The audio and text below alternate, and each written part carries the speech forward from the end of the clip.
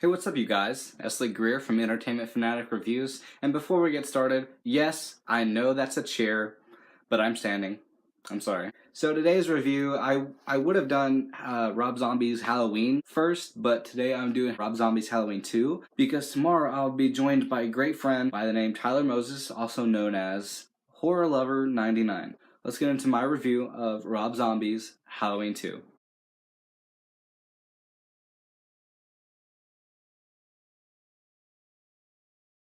So, Halloween 2 is a 2009 slasher film directed by Rob Zombie and stars Scout Taylor Compton, Daniel Harris, Malcolm McDowell, Tyler Mane, and Brad Dourif. It is that time of year again, and Michael Myers has returned home to Sleepy Haddonfield, Illinois, to take care of some unfinished business. Myers will stop at nothing to bring closure to the secrets of his twisted past, but the towns get an unlikely hero if they can only stay alive long enough to stop the impossible. Kim Possible, not this plan. My main positives with this film is the first 20-25 minutes. They're pretty intense and had me on the edge of my seat, and it was a nice and bloody quick remake of Halloween 2, which the thing about this film is I thought this film was going to be just like Halloween 2. It'd been like, a straight up remake, pretty much like Rob Zombie's Halloween was. But this one, he sort of played it safe in the first one. Like, he had his own little backstory and everything. Then, like, halfway through the film, it was, his own type of remake. In this one, the first 20-25 minutes are his remake, and then the rest of the film is his film, which is the reason why I like this one better. My favorite scene in this, which there are hardly any scenes that really stand out in this film. The one that got me almost shedding a tear is, in Halloween 1, or Rob Zombie's Halloween, Annie, we think she's going to die, but she really doesn't. But in this film, she actually dies, and Brad Dourif's his performance in this, when you see him discover Annie's body, that was the most heartbreaking moment in this film, and probably the most heartbreaking moment in this franchise. And mainly because I've had the biggest crush on Daniel Harris for the longest time. I love the nods to the Rocky Horror Picture Show. I'm not the biggest fan of that film, but when they go to the costume party, you see they're all dressed up as Tim Curry's character and everyone else that's in that film. I loved that. That was great. If we have any Rocky Horror Picture Show fans in the house, awesome.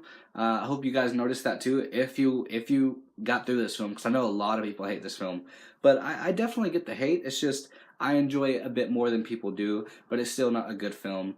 I also love the hood addition to Michael Myers' costume. I don't know. I know a lot of people hate it when he's unmasked, but at least he's doing something different. I love that addition to the costume. It's a hood and everything. Thought that was pretty cool. And I do like that scene where the hillbillies are like, "Get off my land!"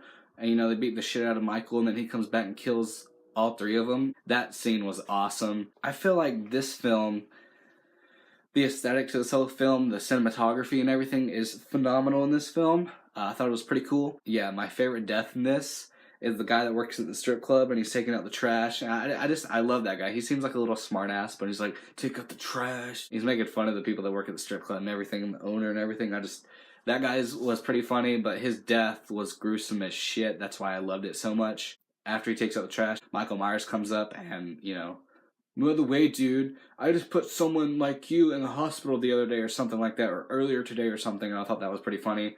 But the way that Michael killed him was awesome. Stomped his face, and I think Brad Dourif did a pretty good job. Scout Taylor Compton, she does fine in this film, but she's more of a negative in this film than she was the first film, even though I get why she acted like that in this film. But yeah, also like the guy that's about to get lucky with one of Laurie's friends, the one that's dressed as Tim Curry's character in the Rocky Horror Picture Show, and he's like, "Are you sure so you don't have a dick, right?" She's like, "I'm dressed up as a guy that wants to be a woman," and he's like, or she's like, "I'm a girl dressed up as a guy that wants to be a woman." He's like, "You are a girl, right?" And it's just funny because he brags about, "I've brought so many girls here," but you can tell he's nervous as shit. It's pretty funny. The way he dies, the way she dies, I love it. Moving on to my negatives is Laurie Strode. But like I said, I do understand why she is the way she is in Halloween 2.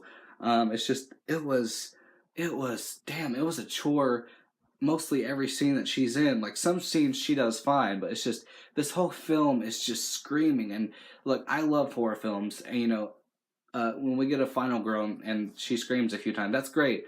But some films, I just can't take it when they scream throughout the most entire film, or they're yelling but they're cussing at the same time. It just reminds me of my childhood a little bit. It's just no, no. That's the thing I hated about Halloween 1, Rob Zombie's Halloween, Halloween 2. Even though I do enjoy these films more than other people do, but still, also thought in this film that Annie and Laurie's relationship in this was pretty toxic.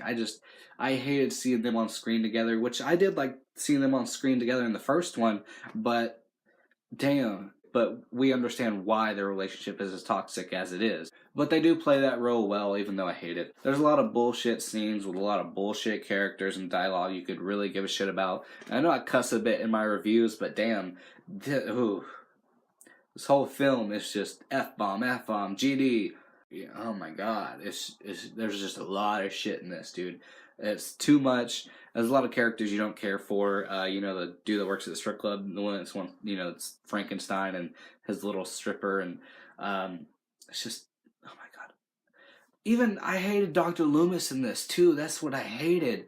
Like in the first film, like I said, Malcolm McDowell in the first Halloween remake, I thought he did an okay job, but still didn't compare to Donald Pleasance. But still, but in this film, I flat out hated Dr. Loomis, and when he almost when that dude almost murdered him, I was like, yes, yes, yes. But hey, at least Michael kills him, right?